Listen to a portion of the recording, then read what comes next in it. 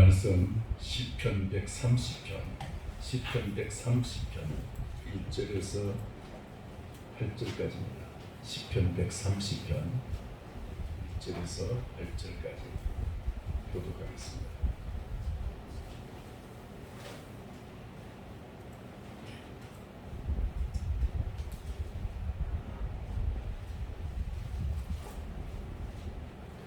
찾으신 줄 알고 시편 130편 성경 가운데 제 가운데 잡히면은 바로 시편이 나옵니다.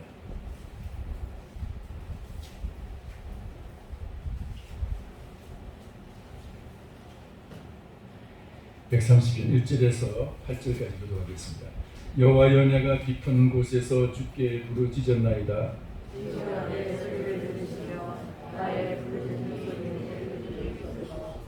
여호와여, 주께서 죄악을 지켜보실진데 주여 누가 서리이까? 그러나 사려하시는 주께서는 주를 경외하여 주시리라. 나 곧 내 영혼은 여호와를 기다리며 나는 주의 말씀을 바라는도다.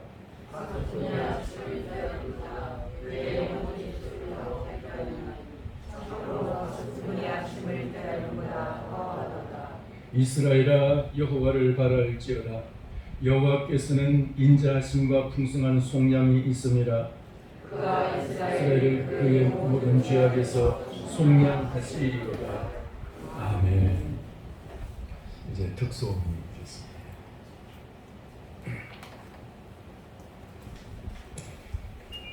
언젠가 우리 한번 들었던 보네포 목사님, 세계 제2차 대전으로 히틀러가 유태인들 600만 명을 학살하고 그렇게 무자비하게 때 독일 목사님이신데요.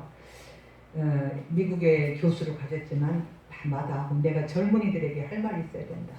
그리고 고난을 함께 지기 위해서 독일로 돌아와서 히틀러 암살하고 하는데 가담했다가 사형당하십니다. 그러면서 우리는 늘 선한 능력으로 보호받고 있고 주님이 우리를 좋은 곳으로 인도해 주실 것이라는 믿음의 글을 약혼자에게 남기고 기쁨과 감사함으로 사형정에 나갔던 그 목사님의 사연인데요. 선한 능력으로는 일어나리라. 이것이 독일의 교과서에 실리고 전 세계 젊은이들이 지금도 이렇게 우리는 믿음을 아무리 어려운 상황에서도 믿음으로 우리는 나아가고 대항해야 된다. 교훈을 남기고 있는데 특히 요즘에 우리나라의 젊은이들이 각 교회마다 저 찬양하고 은혜 받고 젊은이들이 막 목숨으로 저 찬양 우리도 순교하리라 하는 것을 보면서 우리 여러분과 저가 기도해 주셔야 됩니다. 나라를 살리기 위해서 막 젊은이들이 다 지금 막 다 타락하고 막 다 범죄하는데 그래도 우리 믿음의 젊은이들이 믿음의 어린이들이 잘하고 있습니다. 오늘도 우리가 믿음을 지키면서 그들을 위해서 기도해 주시는 마음으로 우리 잘 읽으시면서 보시기 바랍니다.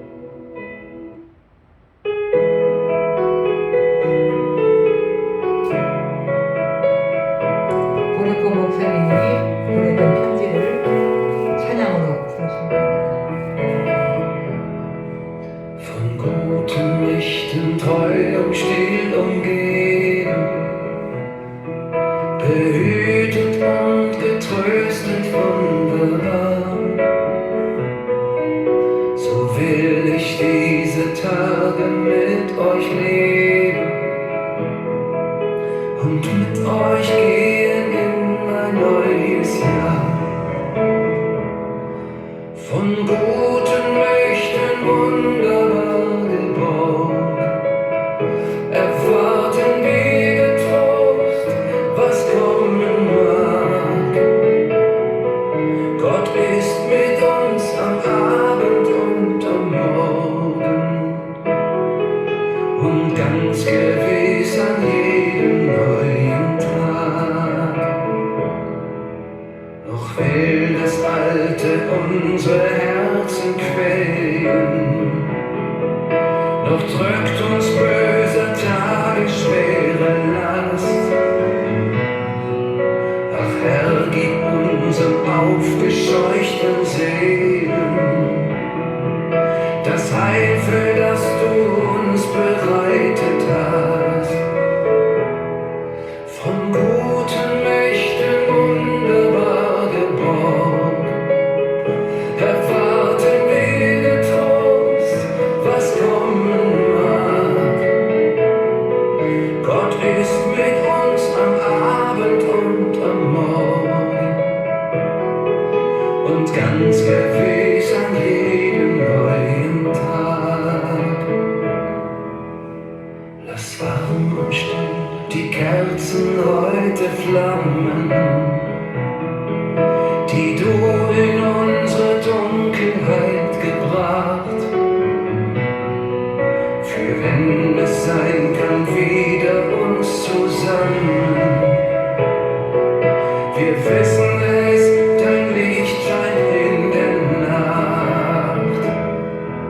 Von guten Mächten wunderbar geborgen, erwarten wir getrost, was kommen mag. Gott ist mit uns am Abend und am Morgen und ganz gewiss an jedem neuen Tag.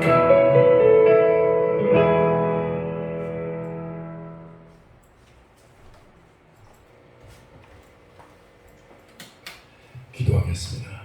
살아계신 하나님 아버지, 이 시간 주님께서 주시는 그 생명의 말씀을 가지고 종이 우리 모든 성도님들과 함께 나누고자 합니다.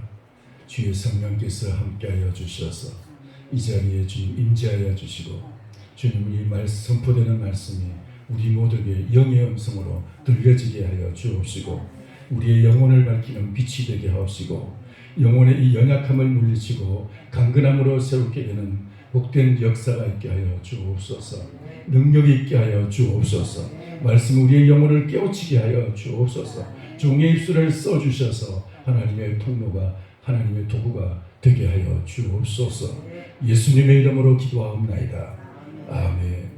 할렐루야.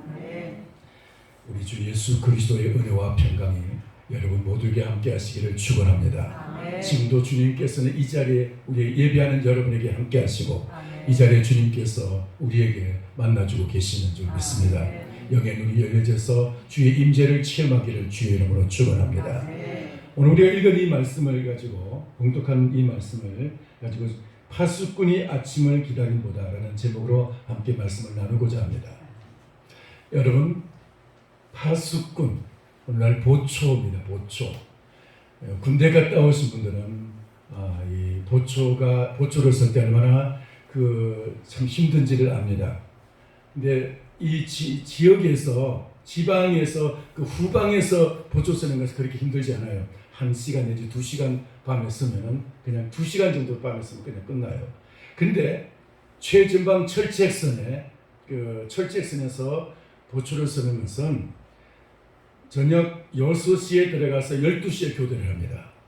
그리고 12시에 교대가 되면은 그때 들어간 사람이 아침 6시에 나오게 돼요. 이게 그러니까 막교대가 되죠. 막교대가 되는데, 혹시 저녁에 들어가야 될, 막교대해야 될 팀에서 만약에 무슨 문제가 생겨서 팀이 만약에 모자란다, 팀이 이제 들어가는 인원이 부족하다, 그러면 이제 초저녁에 섰던 12시까지 더 섰던 팀이 계속 써야 되는 거예요. 그러니까 저녁 6시부터 아침 6시까지 12시간 같은 그 자리에 서야 되는 거예요. 그러면 죽는 거예요, 그냥. 그 시간에는. 가끔 고참들이 만약에 이제 그 후반부에, 그러니까 그 새벽에 만약에 고참이 있어야 되는 시간이고 쫄병이 만약에 초반에 쓴다, 그러면 이제 가끔 그런 일이 생길 수가 있는 거예요. 요즘은 이제 그렇지 않습니다. 워낙 칼 같은 그 장교들이, 소대장들이 칼같이 그냥 다 점검을 하고 있기 때문에 이제 그 고참들이 그런 이제 만행을 못 부리는데, 옛날에는 가끔 그런 일들이 생겼어요. 그래가지고 아침부터 저녁부터 아침까지 12시간을 그 자리에 서서 적이 오는지를 봐야 되는 거예요. 예? 그 지금 막 뭐 팡팡 뚫리고 뭐 심지어는 이제 월남하다가 그 뭐야 저기 초소 속에 막 문을 두들기고 그 넘어온 사람이, 예? 그 인민군이 넘어와가지고 막 문을 두들기고 이런 일이 있어도 그때까지 쿨쿨 잠을 자고, 요즘 뭐 그런 일들이 있는데 옛날에는 그런 일이 없어요. 그만큼 철저하게 보초를 썼어요. 정신도 바짝 차리고. 자, 그런 그 보초를 쓰면서 얼마나 시간이 안 가는지 여러분 아십니까? 그 시간이, 저는 그 시간에 그렇게 보초를 서보지는 못하고 그 곁에서 같이 근무한 적은 있습니다. 그래서 그 우리나라 휴전선, 그 철책선의 그 맨 끝에 바로 그 건너편에 이제 개성이고, 그리고 이제 이쪽에는 판문점이 있고 이쪽에 이제 문산이 있는데, 문산 임진각에서 들어가면은 이제 장단벌이라는 벌판이 있고, 그 벌판 바로 지나서 철책선 끝이 있어요. 그리고 이제 그다음 이제 한강이 지나면은, 한강이 이나면은 또 이제 다른 철책선이 있는데, 그 한강까지 이어지는 그 철책선 끝, 거기서 제가 한 6개월 동안 근무를 했어요. 파견 나가가지고. 자, 그런데 너무 피곤하다 보니까 비몽사몽간에 나와가지고 이제 그 실탄 장전해가지고 근무를 씁니다. 나와가지고 이거 막 그 총을 쏘고, 그러다 그 분해해가지고 청소하다가 어쩌다 그냥 잘못해가지고 쏘았는데 옆에 사람을 그냥 맞아가지고 죽기도 하고, 제가 있을 동안에 그런 일이 생겼었습니다. 그만큼 막 너무 피곤하니까 그런 일도 생기고. 그러니까 그럴 때 얼마나 이 젊은이들이 고통스럽게 아침을 기다리겠어요. 근데 오늘 여기 시편 130편의 이 기자는 그런 상황에서 그 보초가 아침을 기다린 것보다 더, 파수꾼이 아침을 기다림보다 더 내가 주님을 사모하고 주님을 기다립니다. 그렇게 말하고 있습니다.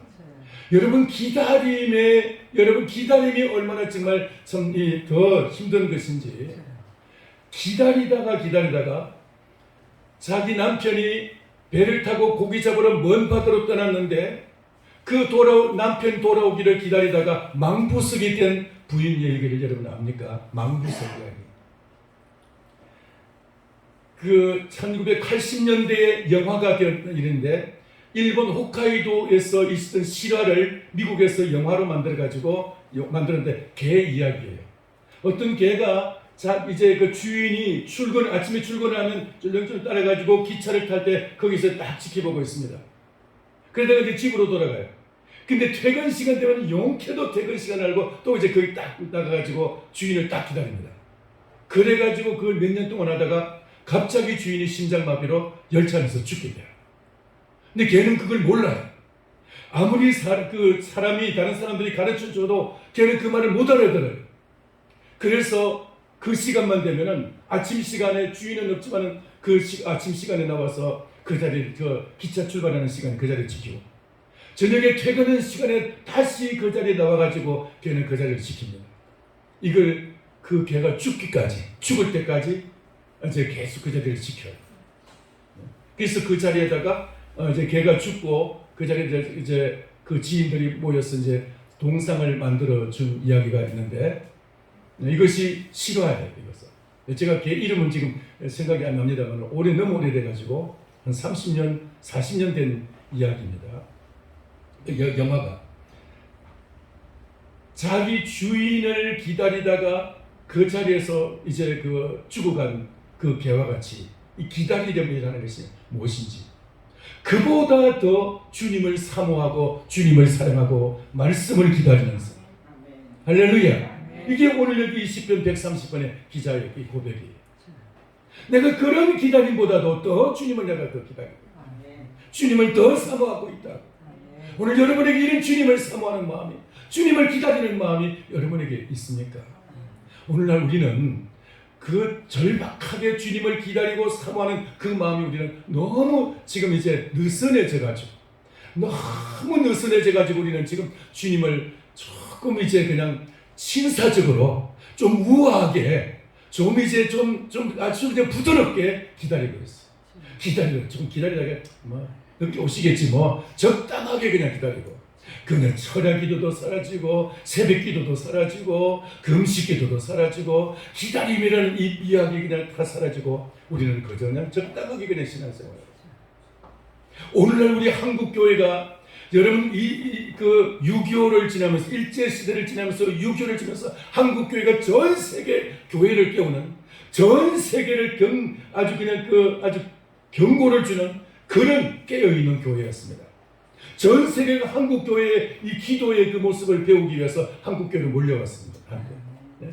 한국의 각 그 기도원들마다 꽉꽉 차가지고 금식하고 부르짖으면서 그런 그 시대가 있었어요. 기도원만 세웠다면 막 사람들이 미어지게 터지고 말이에요. 금식하고 부르짖어 기도하고. 금요일만 되면 서울 뒤에 그 평창동 그 뒷산 삼각산이 그냥 소리가 그냥 왕왕왕왕 울려 펴지면서 동네 주민들이 시끄러워서 죽겠다고 막 민원이 들어가고 그랬어요. 그럴 때는 그 골짜기 조그마한 바위 하나 찾으려고 막 헤매고 조금 늦게 가면 자리가 없어요. 너무 사람이 많아가지고 여기저기서 웅성웅성한 것도 막 찬양도 부르고 기도도 하고 막 주야 소리가 저쪽에서 주야하고 저쪽에서 주야하고. 그 시대에 얼마나 정말 한국교회가 뜨거웠는지. 거기뿐만 아니라 어딥니까 저 도봉역 지나가지고 그 무슨 역이더라? 그 세글전파 하여튼 저기 의정부하고 그 중간쯤에 미군 부대 있는데 그게 무슨 역인지 지금 이름을 잊어버렸는데 거기를 이제 올라가면 이제 도봉기도원이라는 텐트 친 도봉기도원이 있고, 그리고 그 산이 또 이제 전부 기도하는 산이에요. 밤에 그냥 매일 밤 거기서 기도 소리 울려 퍼지고, 그리고 이제 이제 뭐 금요일 되면 거기도 역시 마찬가지로 발 디딜 틈이 없어요. 그런 시대가 있었는데 오늘 그게 다 잠잠해지고 말았어요. 조용해요. 그냥 우아하게 정말 조용해요. 그냥 아주 점잖아요. 근데 문제가 별로 없고 재정도 넘쳐나고 교회마다 재정도 넘쳐나고 교회마다 문제도 없고 그냥 문제가 있으면 이제 법적으로 다 해결할 문제고. 근데 교회가 그 당시에 그 야성과 그 정말 뜨거운 열기가 사라지고 있어요. 이런 교회를 진단할 때 하나님께서 어떻게 보고 있을까? 성경에 요한계시록 2장 3장에 보면 소아시아 7교회가 있고, 요한계시록에 그 사도 요한을 통해서 그 7교회에 주님의 편지가 있습니다. 요한에게 네가 이 7교회에 편지를 하라고 해서 주님이 불러주신 그 사도를 통해서 이제 그 보낸 편지가 있는데, 거기에 보면 마지막 교회가 라오디게아 교회예요. 이 라오디게아 교회에 대해서 주님이 이제 그 말씀을 하시는데, 이 교회가 오늘날 한국 교회와 비슷하겠지만 점잖은 교회였어요. 돈도 많고 이 교회는 정말 모든 문제가 아주 잘 해결되고 아무 문제도 별로 없는 그런 교회였어요. 그래서 제가 읽어드리겠습니다. 라오디게아 교회의 사자에게 편지하라. 아멘이시오 충성되고 참된 증인이시오 하나님의 창조의 근본이시니가 이르시되 내가 내 행위를 아노니 내가 차지도 아니하고 뜨겁지도 아니하도다. 네가 차든지 뜨겁든지 하기를 원하노라. 네가 이같이 미지근하여 뜨겁지도 아니하고 차지도 아니하니 내 입에서 너를 토하여 내치리라. 토하여 버리리라. 근데 우리가 지금 그런 상황이 아닌지, 지금 우리 자신을 저를 비롯해서 우리가 지금 그런 상황이 아닌지, 하나님이 예수님이 그냥 입으로 그냥 딱 삼켜 뜯어 아이고 이게 미치면 안 되겠어 그냥 토하여 내치는 그런 상황이 아닌지, 새벽 기도 없는 것은 이제 오래됐고 수요 예배도 그냥 벌써 뭐 그냥 다들 졸업하시고 그냥 수요 예배도 그냥 이제는 그냥 옛날 이야기가 돼버리고 말이에요. 내가 말하기를 나는 부자라 부요하여 부족한 것이 없다. 이제는 뭐 먹고 살 만큼 됐고 일 안 해도 이제는 별로 이제 먹고 사는데 지장이 없는 상황까지 우리가 이제 생활이 안정이 되고, 이게 우리의 신앙을 잠들게 하고 우리의 생명을 좀먹는 문제예요. 여러분 경제적으로 지금 편안해가지고 지금 문제가 없이 지금 내가 좀 먹고 살만하고 평생 일 안 해도 먹고 산다. 이게 여러분 축복인 줄 압니까? 물론 경제적으로는 그것이 물론 참 그게 하나님의 은혜와 복의 이제 그 결과예요. 그러나 그것 때문에 영혼은 죽어가는 거예요. 영혼은 오히려 이 라오디게아 교회와 같이 그렇게 잠들어가는 것이죠. 그래서 네가 말하기를 나는 부자라 부요하여 부족한 것이 없다 하나 내 곤고한 것과 가련한 것과 눈먼 것과 벌거벗은 것을 알지 못하는도다. 육신으로 보면은 분명히 그 옷도 잘 입고 있고, 이 라오디게아 교회가 그 주변에까지 양모 산업이 발달하고, 그리고 이제 여러 가지 산업이 발달해가지고 굉장히 잘 살았어요. 그리고 이 양모 산업을 해서 옷도 최고급 옷감이 거기서 이제 생산이 돼가지고 옷도 잘 입었어요. 이 지역 사람들이, 이 라오디게아 교회 사람들이. 그리고 이 지역에서는 안약이 개발돼가지고, 안약. 그래가지고 그것 때문에 돈을 많이 벌고, 그것 때문에 이 지역이 또 부자가 됐어요. 안약. 그런데 이 지역의 사람들은 눈 아픈 사람들이 안질거린 사람이 없었어요. 다 눈이 좋았을 뿐이에요. 연세가 들어도 뭐 안경 쓸 일도 없고. 그래가지고 나는 눈 좋다고, 나는 몸이 건강하다고, 약도 이 지역에 의약도 산업도 발달해 있었고요. 나는 이제 몸도 건강하고, 나는 돈도 좀 있고, 나는 이제 옷도 잘 입고, 모든 문제가 이 지역에서는 다 잘 해결되고 있었어요. 근데 하나님이 보실 때는 내 곤고한 것과 가련한 것과 가난한 것과 눈먼 것과 벌거벗은 것을 알지 못하는도다. 이게 지금 어떤 상황입니까? 분명히 지금 육신으로는 환경적으로는 잘 살고 있고 문제가 없고 지금 모든 것이 다 여유가 있는데, 영적으로 보면 하나님이 보실 때는, 예수 그리스도가 보실 때는 이 사람도 완전히 벌거벗은 사람들이고 눈먼 사람들이고 소경이에요. 소경. 그래서 이런 사람들을 향해서 주님은 말씀하시는, 내가 너를 권하노니 내게서 불로 연단한 금을 사서 부요하게 하고 흰옷을 사서 입어 벌거벗은 수치를 보이지 않게 하고 안약을 사서 눈에 발라 보게 하라. 이 사람들은 지금 그 지역에서 나는 그 안약을 해서 육신의 눈은 빨간데 영의 눈이 다 어두워져 있어요. 육신적으로는 그 지역에는 양모 산업으로 인해서 좋은 옷들을 다 입고 있었는데, 최고급 양모 모직 옷을 입고 있었는데, 그런데 그들의 그 속사람은, 그들의 영혼은 벌거벗고 있어요. 정말 영적으로는 완전히 그냥 헐벗은 그런 인생이에요. 이것이 오늘 우리의 모습이 아닌지, 한국 교회의 모습이 아닌지, 우리는 우리 자신을 진단해야 돼요. 이 말씀을 가지고 하나님의 말씀 앞에서 여러분 우리 자신을 한번 살펴보시기를 바랍니다.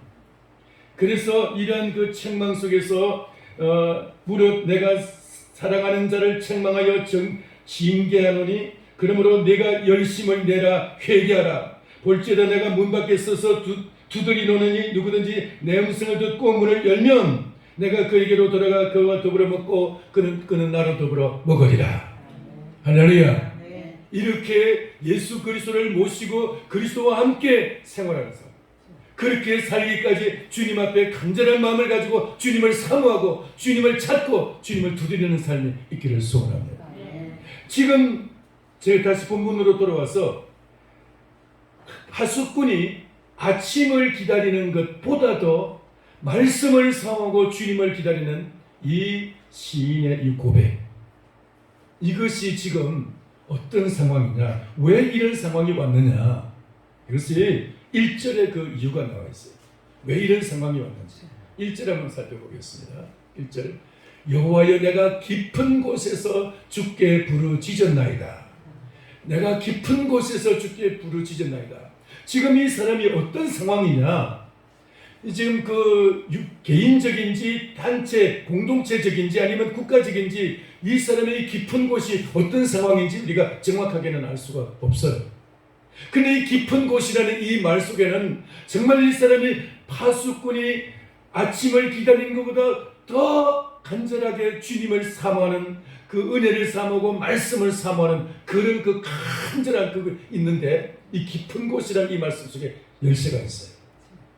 이 깊은 곳이 어떤 곳이냐? 이 말의 원래 말은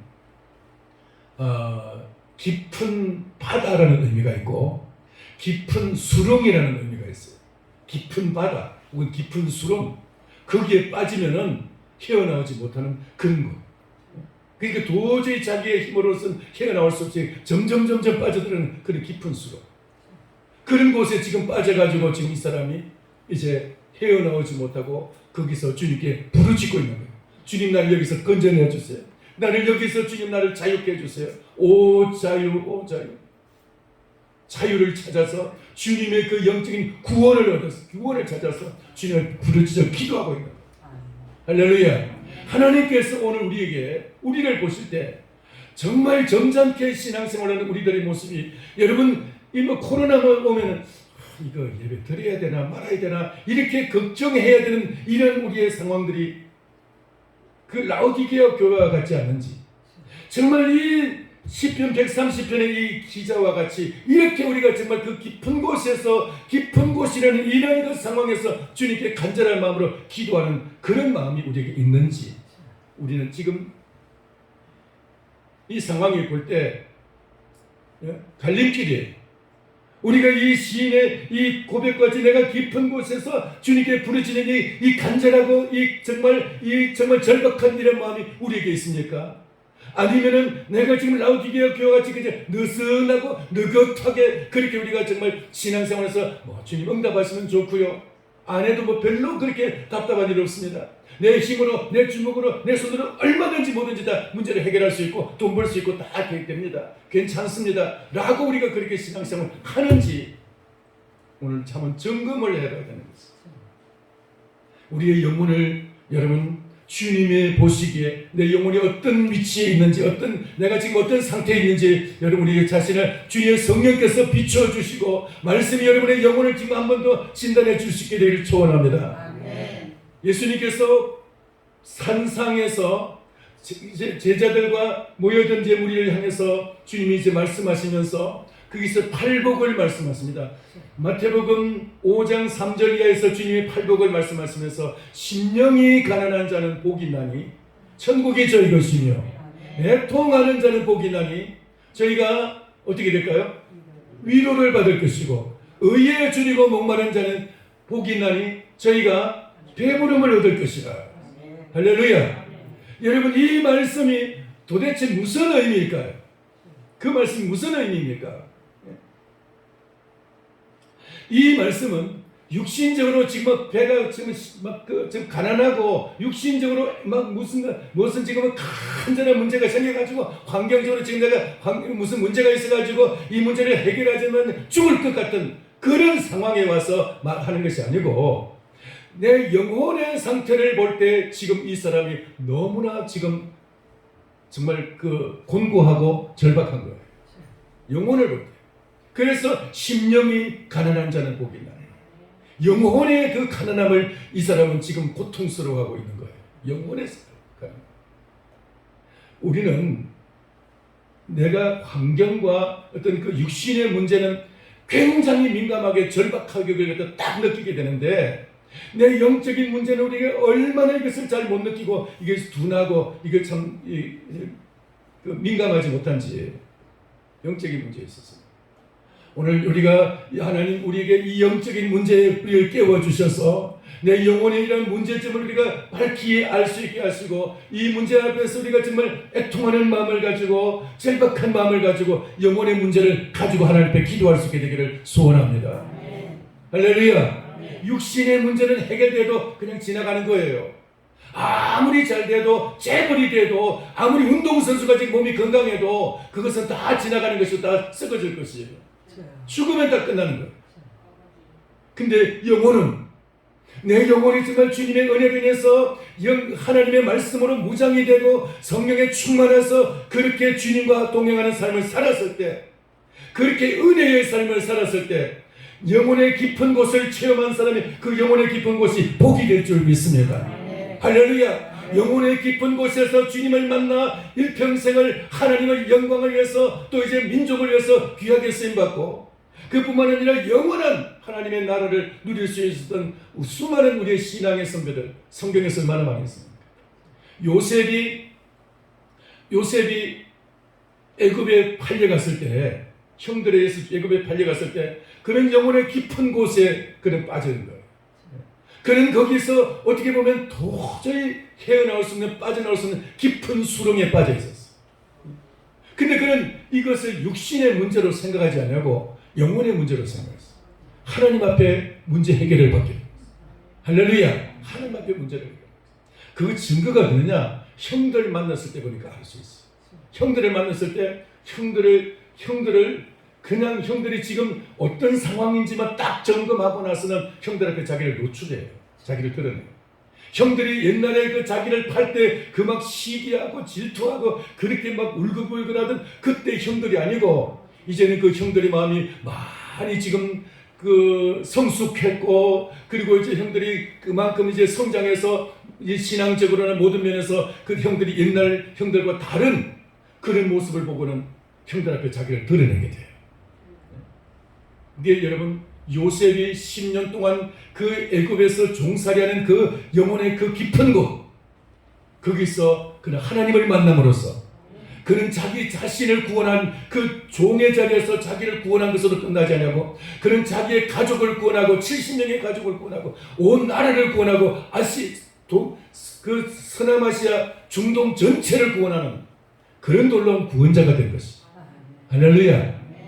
다윗은 자기 장인어른이기도 왕이기도 한 사울 왕에게 쫓겨서 10년 동안을 사지를 헤맸습니다. 아주 죽을 고생을 하면서 아주 그냥 숨을 곳이 없는 그 상황에서 막 여기저기 숨어 다니는 다윗이 어디에 있습니다. 그러면 이제 사울 왕이 3,000명의 군사를 끌고 가요. 그러면 다윗이 다 이제 그 정찰을 보내가지고 사울 왕이 지금 이제 어느 길로 오고 있습니다 하면 그 길에서 딱 돌아가지고 다 반대편 골짜기로 딱 반대편 산등성으로 가 있는 거예요. 이쪽으로 가면 이쪽으로 가고 또 이쪽으로 오면 또 다른 길을 통해서 저쪽으로 가고 도망갈 데가 없으니까. 그러면서도 하나님께 부르짖어 기도할 때 하나님께서 사울의 눈을 가려주시고 하나님께서 다윗에게 피난처가 되어주시고 할렐루야. 하나님을 만나는 기회가 된 것입니다. 인간적으로 생각하면 그 다윗의 그 피난 생활이, 요셉의 그 종살이 생활이 얼마나 비참하고 얼마나 그 생활이 정말 초라했겠어. 그런데 우리가 멀리 생각해 보면, 하나님의 입장에서 보면 그들이 그 깊은 영혼의 깊은 곳이 오히려 그들에게는 복의 기회였던 거예요. 그것이 민족을 구원하고 세계를 구원하는 그런 하나님의 은총의 기회였던 거예요. 할렐루야. 여러분, 이런 영혼의 깊은 곳이 여러분에게 체험되지기를 축원합니다. 그걸 경험한 사람은, 거기서 주님을 만난 사람은 정말 하나님께서 자기 자신뿐만 아니라 가족을 구원하고 이웃을 구원하는데 큰 역할을 하게 되는 것입니다. 여러분, 오늘 우리에게도 영혼의 문제가 여러분에게 보여지고 있습니까? 혹은 육신적인 어떤 문제, 환경의 문제로 인해서 마음에 뭔가 좀 깊은 곳을, 깊은 고통을, 깊은 절망을 경험하고 있습니까? 그것이 주님을 만날 기회인 줄 믿습니다. 주여, 마치 파수꾼이 아침을 기다리는 그 심정, 그보다 더 주님을 삼하고 간절히 주님을 찾는 마음, 그 마음만 있으면은 여러분은 복된 사람이에요. 할렐루야. 여러분 복된 사람. 이 마음만 있어. 근데 그 방법을 모르면, 그런 길을 모르면은 우리는 편안해도 별 볼 일 없고, 잘 살아도 별 볼 일 없고, 별 볼 일 없는 사람이에요. 잘 사는 게 문제가 아니고 내가 얼마나 절박한 그런 마음을 가지고 주님을 찾고 부르짖느냐, 이게죠. 여호와여, 내가 깊은 곳에서 주께 부르짖었나이다. 이 깊은 곳, 인생의 이 깊은 곳, 어떤 경우에는 한 민족적으로 깊은 곳이 있습니다. 어디입니까? 우리나라. 언제입니까? 6.25 때 일제시대. 우리 민족적으로 이 민족은 그 깊은 그런 수렁 속에 있었어요. 근데 하나님은 이 민족을 만나 주셨어요. 찾아와 주셨어요. 우리에게 은혜를 주셨어요. 6.25가 우리가 민족적으로 큰 불행과 큰 정말 이 민족에게서는 참 상처이지만은 그럼에도 불구하고 하나님이 이 민족에게 역사하시고 축복하시는 통로가 되었어요. 그것이 우리에게는 큰 깊은 곳이었지만, 깊은 수렁이었지만, 그러나 이 수렁은 우리에게 하나님을 찾는 기회였던 거예요. 여러분의 인생에 그런 기회가 있기를 축원합니다. 그런 기회가 있어서 주님을 만난 사람은 정말 복 있는 사람. 애통하고 회개하고 애통하는 심령을 우리에게 달라고 우리가 기도해요. 애통하는 자는 복이 나니, 줄이고 목마른 자는 복이 나니, 그리고 줄이고 목마른 심정으로 그렇게 주님을 찾고 간구하는 그것이 참 복이라. 하나님 아버지, 우리에게 이런 은혜를 부어 주시옵소서. 우리가 육신적으로 지금 편안하다고 해서 여러분 우리에게 그냥 태평하고 계시지 말고, 이제는 나는 문제가 없으니까, 이제 내가 고생 다 끝났으니까 이제는 고생 끝, 평안, 앞으로 평안, 뭐 이렇게 생각하신다면 여러분 그때부터 이제 잠들기 시작하는 거예요. 영혼이 그때부터 이제 침체되기 시작하는 거예요. 그때부터 우리가 주님 앞에 가는 그날까지 이 영혼의 선한 싸움을 거쳐서는 안 됩니다. 우리가 단 한순간도 우리가 이 영혼의 영적인 이 싸움을 우리가 쉬면 안 되는 거예요. 하나님 앞에서 우리는 만약에 육신적으로 편안하더라도 이것을 오히려 나의 위기로 알고 더 간절하게 주님 앞에 찾고 주님 앞에 의지할 수 있기를 축원합니다. 이렇게 영혼의 깊은 곳에서 주께 부르짖었던 이 사람, 그래서 거기서 주님을 찾고 주님의 그 4절에 보니까 사유하심이 주께 있으면, 사유하심 죄사함의 권세를 찾았고, 그리고 이제 그 7절 8절 보니까 7절 이스라엘아 여호와를 바랄지어다 여호와께서는 인자하심과 풍성한 속량이 있음이라. 인자하심 헷세드가 있고 풍성한 속량 죄사함이 있다. 죄사함이 있습니다. 그래서 이스라엘을 그의 모든 죄악에서 속량하시리로다. 이 속량이라는 말은 하나님이 값을 치르고 우리를 모든 어둠에서, 절망에서, 낙심에서, 이 어려운 자리에서, 결박에서, 모든 그 고통에서, 질병에서, 불행에서 거기서 건져내시는 거예요. 값을 치르고 건져내시는, 이게 속량이에요. 속량. 예수 그리스도 우리를 속량해 주신 줄 믿습니다. 속량의 주님이 있어요. 이 시편 기자는 깊은 곳에서 주님께 부르짖었는데 그 속량의 주님을 만나게 된 거예요. 어떻게 했을 때?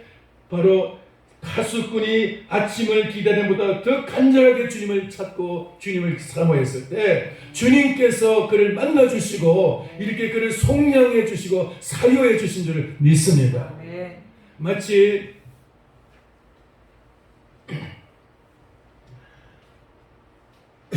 우리나라가 정말 죄와 사망의 그 음침한 골짜기에, 그 사망의 음침한 골짜기에 일제 시대를 지날 때 그 가운데서도 하나님이 우리 민족에게 성령을 부어주셔서 이 민족에 등불이 되어주신 거죠.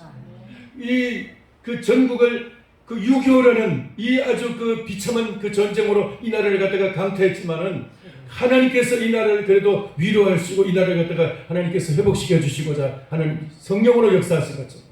하나님께서 오늘도 우리에게 이 은혜가 있기를 축원합니다.